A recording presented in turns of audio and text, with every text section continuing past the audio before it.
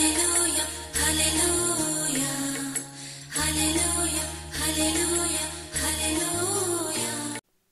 వాగ్దానం చేసిన దేవుడు మాట తప్పే దేవుడు కాదు, మారే దేవుడు కాదు, మాటలు మార్చే దేవుడు కూడా కాదు. అందుచేతనే ఆయన ఇంకొక దగ్గర అంటారు, నిన్న నేడు నిరంతరము ఏకరీతిగా ఉన్నటువంటి దేవుడు.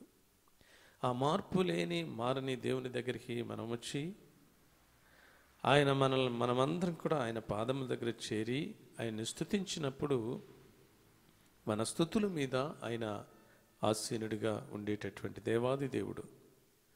మన స్తుతుల మీద ఆసీనుడిగా ఆత్మస్వరూపుడుగా ఉండే దేవుడు. ఆత్మస్వరూపుడిగా ఉండి మనందరినీ కూడా దేవుని ఆత్మతో నింపి ఆత్మతో సత్యముతో ఆయనను ఆరాధించడానికి మనందరినీ కూడా ఇక్కడ సమకూర్చినటువంటి దేవాది దేవుడు. కాబట్టి మనమందరం కూడా దేవుని ఆత్మచేత నింపబడిన వారమే.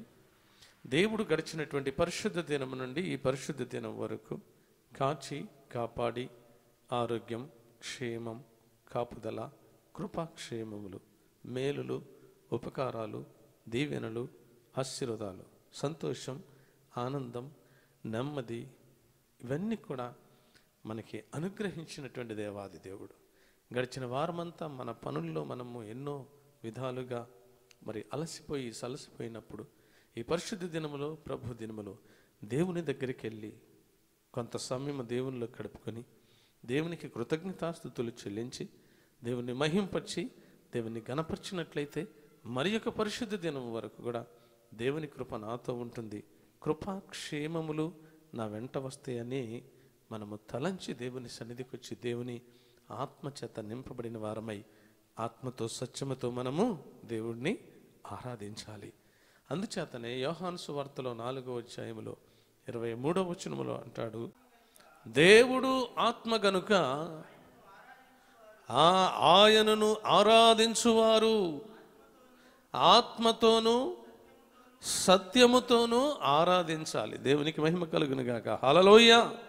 దేవుడు ఆత్మస్వరూపుడుగా మన మధ్యలోనికి వచ్చాడు. ఆయన మనము స్తుతులు అర్పించినప్పుడు మన స్తుతులన్నీ కూడా ఏమవుతాయంట, ఒక సింహాసనం అయిపోతాయట ఆయనకి.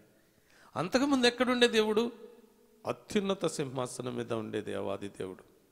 కెరూబులు, శరాపులు, కోట్ల కొలది దేవదూతల సమూహముతో నిత్యము కూడా పరిశుద్ధుడు పరిశుద్ధుడు పరిశుద్ధుడు పరిశుద్ధుడు అని గాన ప్రతిగానములు చేయబడుచున్న దేవాది దేవుడు మనము స్తుతించినప్పుడు, మనము ఆరాధించినప్పుడు, ఆయన పాదముల దగ్గర చేరినప్పుడు మన స్తుతి ఆరాధన ఆయనకు ధూపం వల్లే వెళ్ళి అత్యున్నత సింహాసనం మీద ఆసీనుడుగున్న దేవుడు ఆత్మస్వరూపుడుగా మార్చబడి మన స్తుతులన్నీ ఒక సింహాసనంగా చేయబడి ఆ స్తుతుల మీద ఆసీనుడుగా ఆత్మస్వరూపుడుగా మన మధ్యలో ఉండేటటువంటి దేవుడు.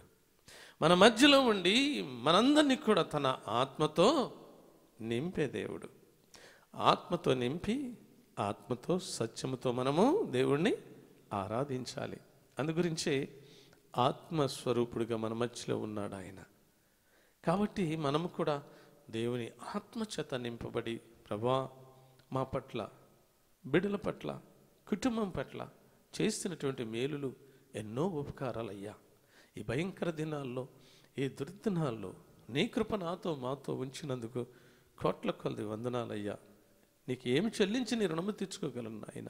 నా కుటుంబాన్ని ఎంతగానో ప్రేమించావయ్యా, నన్ను ఎంతగానో ప్రేమించావయ్యా, నా బిడ్డలను ఎంతగానో ప్రేమించావయ్యా. నీ కృపాక్షేమములు మా వెంట ఉంచుతున్న దేవా అని మనము ఆరాధించి దేవుణ్ణి స్తుతించినప్పుడు మనల్ని దీవించి ఆశీర్వదించే దేవుడు. చూడండి 121వ దావీదు కీర్తన.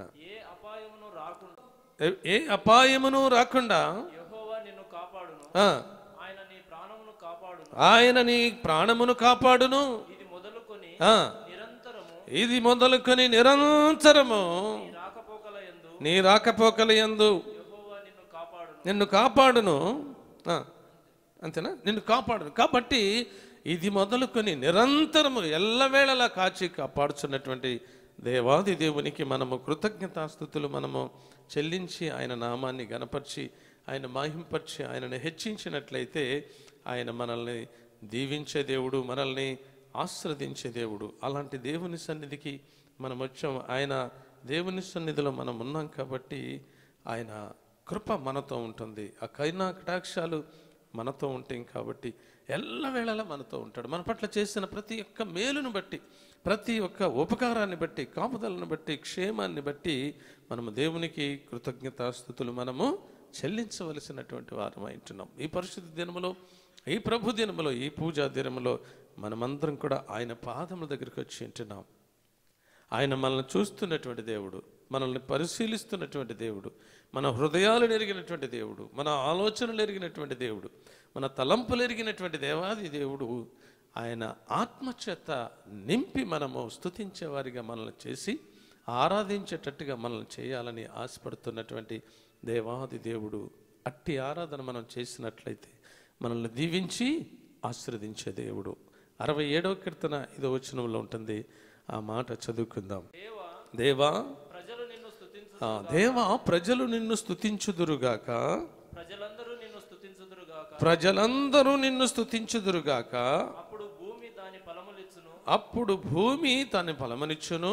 దేవుడు మా దేవుడు, దేవుడు మా దేవుడు మమ్మను ఆశీర్వదించును, మమ్మను ఆశీర్వదించును. దేవునికి మహిమ కలుగును గాక. దేవుడు మమ్ములను దీవించును, దేవుడు మమ్ములను ఆశీర్వదించినప్పుడు, మనమందరం స్తుతి చెల్లించినప్పుడు దేవుడు మనలను దీవిస్తాడు, ఆశీర్వదిస్తాడు. యెహోవా దీవెన, యెహోవా ఆశీర్వాదము మనకెంతో అవసరమైనది. యెహోవా ఫలము మనకెంతో అవసరమైనది. యెహోవా కృప మనకెంతో అవసరమైనది. ఆ దీవెనలు, ఆశీర్వాదాలు మనం పొందుకొని మన కుటుంబం మనము ఎల్లవేళలా సంతోష ఆనందములతో దేవుని స్తుతించాలని దేవుడు ఆశపడుచున్నాడు. కాబట్టి మనమందరం కూడా ఇక్కడ దావీదు కీర్తనలో చూసినట్లయితే దావీదు మహారాజు అంటున్నాడు, నేను ఎల్లప్పుడూ యెహోవాను సన్నతించెను, నిత్యము ఆయన కీర్తి నా నోట నుండు. ఎల్లప్పుడూ అంటున్నాడు ఆయన. ఎల్లప్పుడూ స్తుతి చెల్లించుట ఎంతో మంచిది అని చెప్పబడుతుంది. మంచిదాన్ని చేసి మనము దీవెనలు, ఆశీర్వాదాలు, మేలులు, ఉపకారాలు పొందుకొని ఆయన స్తుతించినట్లయితే ఆయన దీవించి ఆశీర్వదించే దేవుడు. అట్టి కృప మనందరం పొందుకొని ఆయన మహింపరచులాగన, ఆయన గణపరచులాగన మనమందరం కూడా దేవుణ్ణి స్తుతించి ఆరాధించి ఆయన గణపరచుదాం. దేవుడి కొద్ది మాటలు దీవించి ఆశీర్వదించునుగాక.